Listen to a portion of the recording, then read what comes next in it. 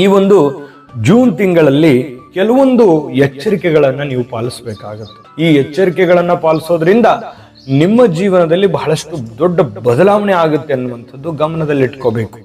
ಏನಂತಂದ್ರೆ ನೋಡಿ, ಈ ಹಿತಶತ್ರುಗಳ ವಿಚಾರದಿಂದ, ಈ ಶತ್ರುಗಳು ಡೈರೆಕ್ಟ್ ಆಗಿರುವಂತ ಶತ್ರುಗಳಿಗಿಂತಲೂ ಈ ಹಿತಶತ್ರುಗಳ ಪ್ರಭಾವ ಇದೆಯಲ್ಲ ಮನುಷ್ಯನ ಮೇಲೆ ಬಹಳಷ್ಟು ವ್ಯತಿರಿಕ್ತವಾದ ಪರಿಣಾಮ ಮಾಡ್ತದೆ. ನೀವು ನಂಬಿ ಮೋಸ ಹೋಗಿರುವಂತದ್ದು ನಿಮ್ಮ ಜೀವನದಲ್ಲಿ ಅನೇಕ ಸರಿ ಇದೆ. ಎಲ್ಲರನ್ನು ನನ್ನೋರು ಅನ್ಕೊಂಡ್ಬಿಡ್ತೀರಿ, ಎಲ್ಲರ ಕೆಲಸ ನನ್ನ ಕೆಲಸ ಅಂತ ಅನ್ಕೊಂಡ್ಬಿಡ್ತೀರಿ. ಯಾರೋ ಏನೋ ಕಷ್ಟ ಅಂತ ಅಂದ್ಬಿಟ್ರೆ ಅವರಿಗೆ ಸ್ಪಂದಿಸ್ತೀರಿ. ಸಹಾಯ ಮಾಡಿರ್ತಕ್ಕಂಥ ವ್ಯಕ್ತಿಗಳು, ಮಾಡಿಸ್ಕೊಂಡಿರ್ತಕ್ಕಂಥ ವ್ಯಕ್ತಿಗಳು ಇವತ್ತು ನಿಮಗೆ ಉಲ್ಟಾ ಹೊಡೆದಿರ್ತಕ್ಕಂಥ ಅನೇಕ ಉದಾಹರಣೆಗಳು ನಿಮ್ಮ ಜೀವನದಲ್ಲಿ ನಡೆದೋಗಿದೆ. ಇಲ್ಲಿಗಾಗಲೇ ಬಹಳಷ್ಟು ಪಾಠ ಕಲಿಸಿದ್ದಾರೆ, ಮತ್ತೆ ಪದೇ ಮೋಸ ಹೋಗುದು ಯಾಕೆ ಬೇಕು? ಇವತ್ತು ಇದೊಂದು ಎಚ್ಚರಿಕೆ ರೂಪದಲ್ಲಿ ತೆಗೆದುಕೊಳ್ತಕ್ಕಂಥ ಪ್ರಯತ್ನವನ್ನ ಮಾಡಿ. ಸಡನ್ ಆಗಿ ನಂಬ್ಲಿಕ್ಕೆ ಹೋಗ್ಬೇಡಿ. ಮತ್ತೆ ಯಾರೋ ಕಷ್ಟ ಅಂತ ಬಂದ್ರು ಯೋಚನೆ ಮಾಡಿ, ನಿಮ್ಗೆ ಅನುಕೂಲ ಆಯ್ತಾ, ನಿಮ್ ಲಕ್ಷ್ಯದಲ್ಲಿದೆಯಾ, ಅವರಿಂದ ಏನೋ ಒಂದು ಬಯಸಲಾರದೆ ನೀವು ಸಹಾಯ ಮಾಡ್ಬಿಡಿ.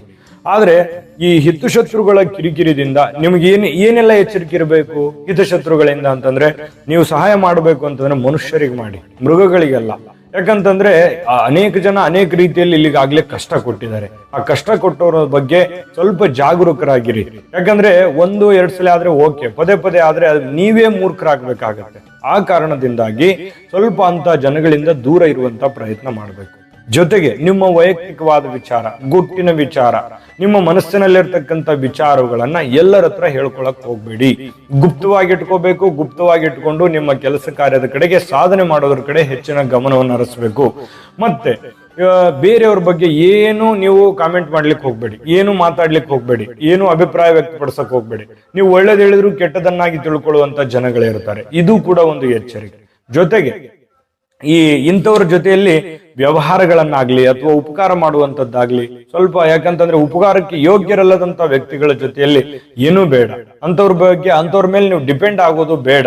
ಇಂತಹ ಬಹಳಷ್ಟು ಎಚ್ಚರಿಕೆಗಳು ಬರ್ತವೆ ನಿಮಗೆ. ಅದಕ್ಕೆ ಹೇಳಿದೆ ನಾನು, ನಿಮ್ ಜೀವನ ಈ ಒಂದು ವಿಭಾಗಕ್ಕೆ ಬಹಳ ಪಾಠ ಕಲಿಸ್ಬಿಟ್ಟಿದೆ ನಿಮಗೆ ಜೀವನ.